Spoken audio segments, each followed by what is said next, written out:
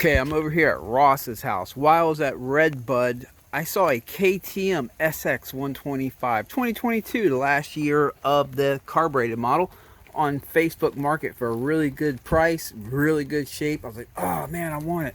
So I called him up and asked if he can come pick the bike up for me, or go pick the bike up for me, and then I would go pick it up from him when I get back from Redbud, and he did. So I'm here to pick it up right now. I haven't seen it yet. We're about to see it in a second. Say what's up, Joey. What's up? Well, I was going to wait for Ross to show me the bike, but it seems like he's on the phone with his sister, so I'm going to walk back here and see if it's back here somewhere. That's what Joey said. It's back here somewhere. I don't know where.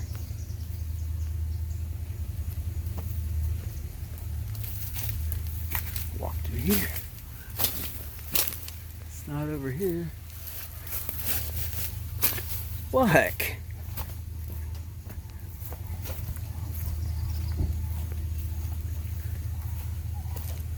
Joey's little turn track over there for his 50s. Maybe it's in here. Let's go look. No, it doesn't smell like there's anything in here. Huh. Let's see. He must have switched the ball. Oh, Joey says it's in the box trailer, so guess he's got to pull the trailer up a little bit so we can open the back doors. It was a bunch of easy stuff.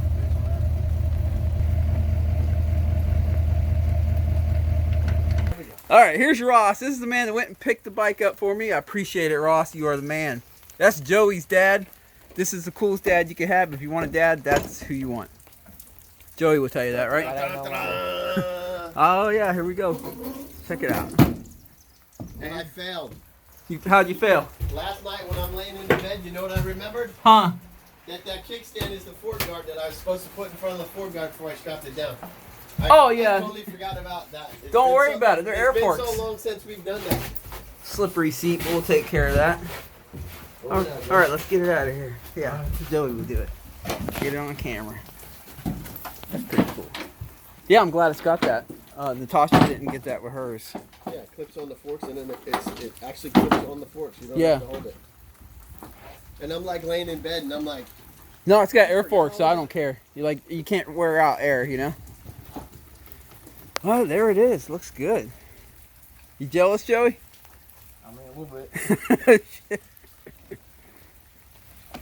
Well, start it up. Oh, you can't start with shoes. You can start that bike in shoes. It starts so easy. Don't hurt yourself. Oh, shit. I'm telling you, it started so easy. It's like unbelievable. Yeah. Yeah.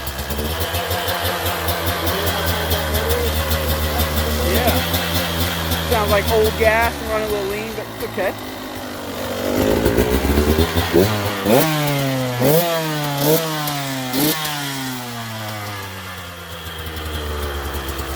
Pretty cool.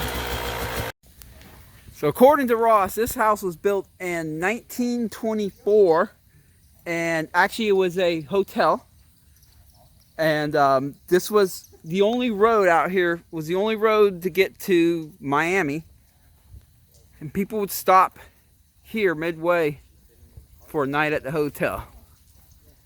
Now it's his house. Pretty cool. Needs a paint job. Yeah, it needs a paint job, but it's really cool.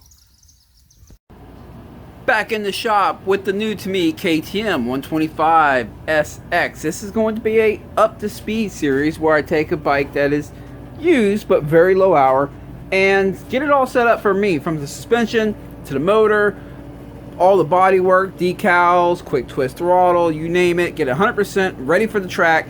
Then we take it to the track. At the track, we'll tune everything in, get it pretty good, and then I have some motor mod planned. So I'm first going to take this to the track as a 125 in stock form as far as the motor is concerned. I mean, I might put exhaust on it maybe, but for the most part it's going to be stock the first time I take it to the track. Then I'm going to bring it back in here to the shop, and we're going to convert it to a 150 using all OEM KTM parts, the cylinder, well, everything except the piston. We'll be using a Wiseco piston, but yeah, the cylinder, power valve, CDI. Gonna convert it to a true 150, take it back out to the track, test it, set it all up, and then lastly, I'm gonna be doing a comparo video comparing the 2025 KTM 150, the one that I picked up for my wife here, It's a fuel injection model, electric start and all that. We're going to compare that to the last year of the carbureted 150, which was 2022, which is what year that bike is in there that I just picked up. So we'll be doing a back-to-back comparison, and we're going to see how this fuel injection bike compares to the carbureted bike. So I'm expecting this video series to be about 5 to 7 videos long overall. This is just the introduction. As you saw, I just bought the bike. We're going to take it for a test ride in the neighborhood in a few minutes. I'll strap the GoPro on for that. I haven't did a official test ride yet. But let's look it over real quick. Well, first off, I'll tell you how much I paid for it. $3,750. Exactly what I paid for it. It currently reads 48.8 hours. And as I just mentioned, this is the last year, 2022, is the last year of the carbureted 125 and 150 from KTM. If you look at this rim right here, there's like hardly any rim scrub on it. You might see a little bit of shininess here or there, but it's not much. And that kind of indicates how the bike was ridden. You can see the sprockets here. These are original sprockets. There's like no wear. Original chain. This is the original front sprocket. You can see they still have the little paint right here showing it's just never been pulled off. Now, if you're interested in how to shop for a good used bike and you want to know how to look for these little things, check down in the description. I'll have a link to a video where I kind of walk you through picking up a good used bike. Something like this. This is the way you want to get them.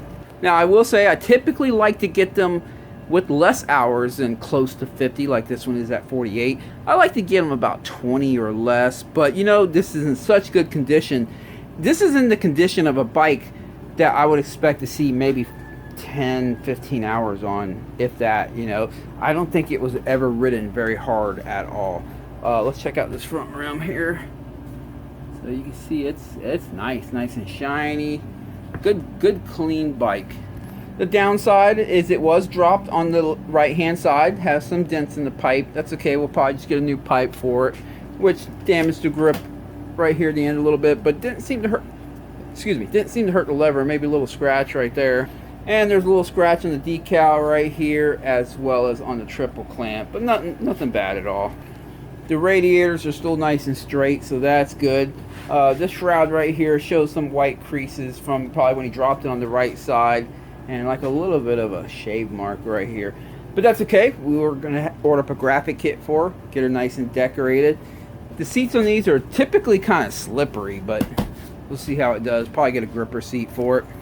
So, why a KTM? Well, this is the first KTM I've ever owned. I've owned Kawasaki's, Yamahas, Hondas, Suzuki's. I've never owned a KTM before in my life. So this is the first one, and a lot of my friends are going to be like, oh my god, he got a KTM. Well, why would they say that? I've always been kind of tough on KTM when it comes to getting parts. Sorry about that, phone call came in. Anyway, I've been pretty tough on KTMs when it comes to parts availability.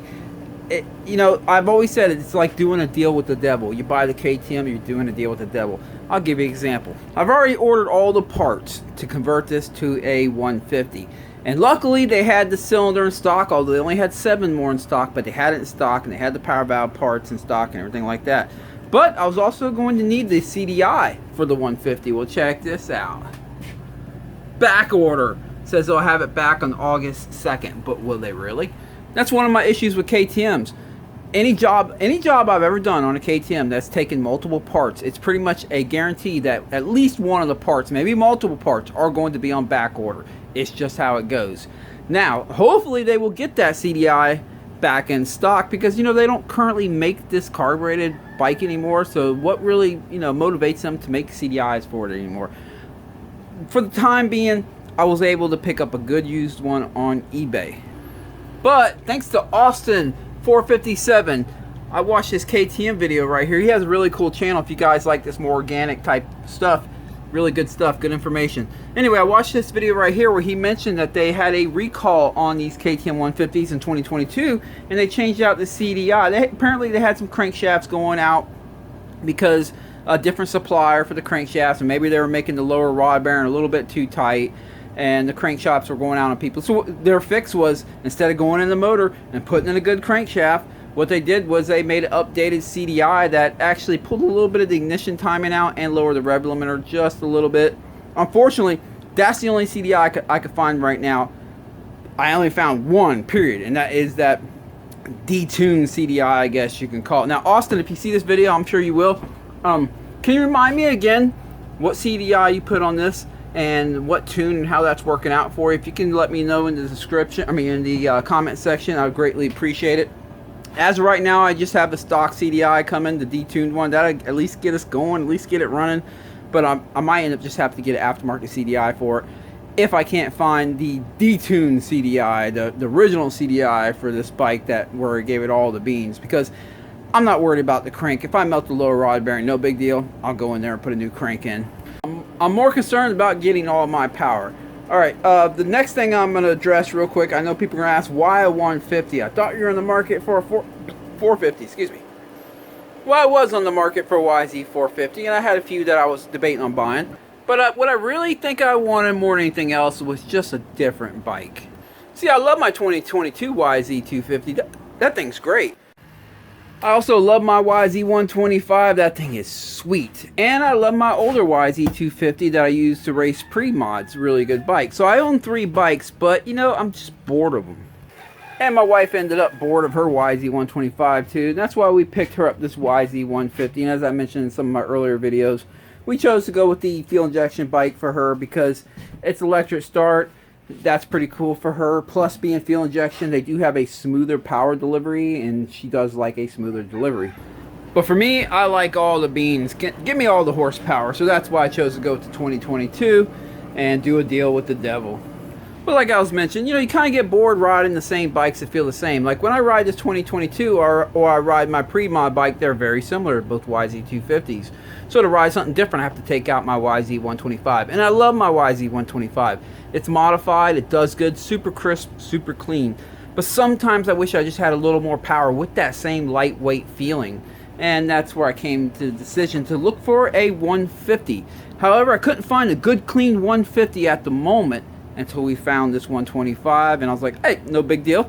I'll get the 125, convert it to a 250. Because the thing is, they're the same bikes. Suspension's the same, the valving's the same. Everything is the same except for the cylinder, the power valve spring inside the motor, the power valve itself, the piston, and the CDI. And I ordered all that stuff up. Easy conversion. But having a bike that's completely different than what you're used to, well, it's kind of like back in the dating days when you're dating girls, you know. Do you remember when you would get that new girlfriend, how exciting it was? You know, everything's all new and fresh.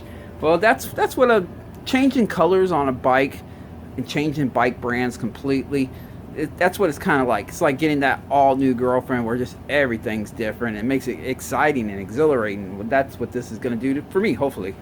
About to strap the GoPro on in a minute. We're going to ride it around the neighborhood. Just give it a test ride. Make sure everything's good, you know. Give it a good check out. I already got rid of all the old gas in the tank.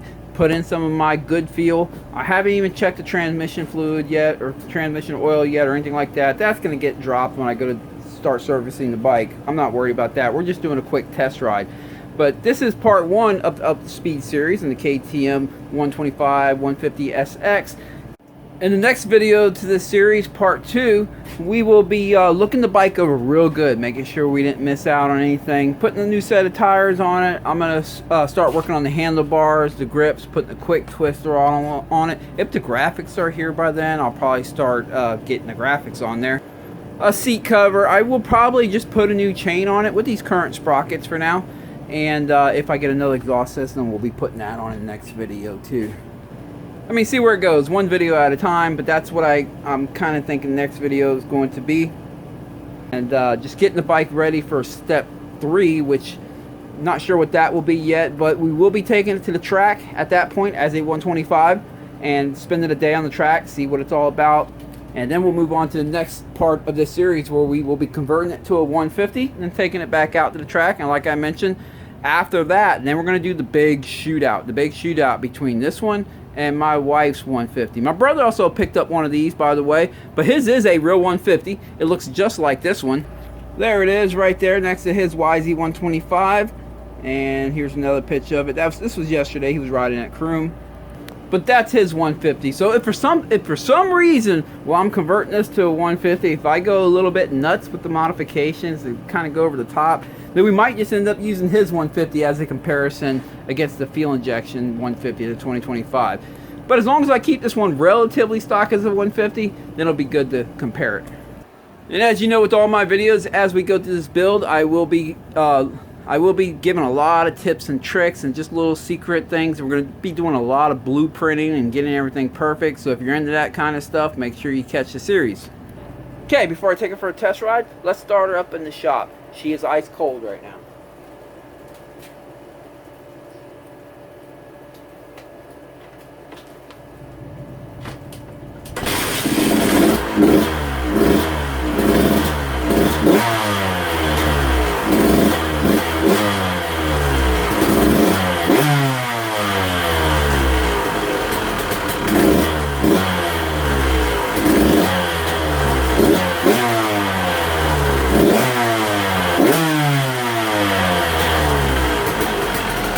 See if she'll idle.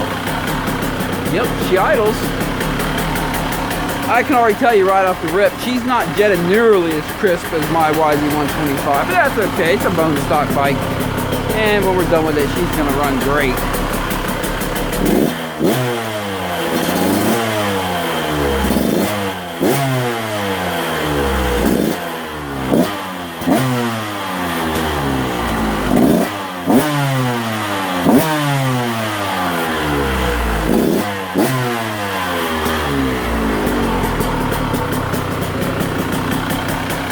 She idles pretty good.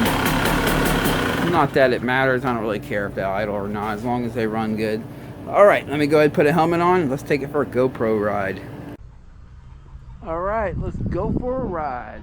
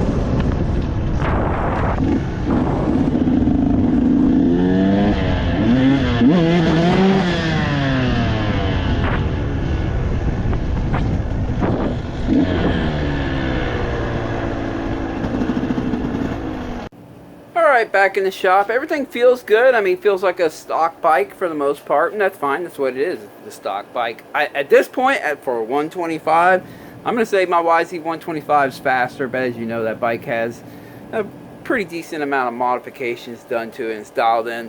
This one's still stock, but that's okay. We're going to set it up, get it track ready with the motor still stock, take it to the track that way, see how it does. The motor does sound extremely tight and very low hour. That's nice. It sounds really good and fresh. So stay tuned for part 2 of the 125 150 SX up to speed. This weekend I will be riding at 74 on Saturday. I believe I'm going to be taking my YZ250 out for that one, although I might change my mind and take the YZ125. I'm not really sure yet, but probably the YZ250. And this Saturday will be my wife's first weekend on her KTM 150 2025. I'll have the graphics on it by then. They're already here. I just have to put them on, so I'll probably do that tomorrow. You'll get to see what that looks like in the next video. But this will be her first weekend of riding it. I'm going to dial the suspension in, get it all set up for her, and then let her rip. So I hope you guys get a great weekend of riding wherever you're at. As always, I appreciate you guys watching this video, subscribing, and all that kind of stuff. Catch you in the next video.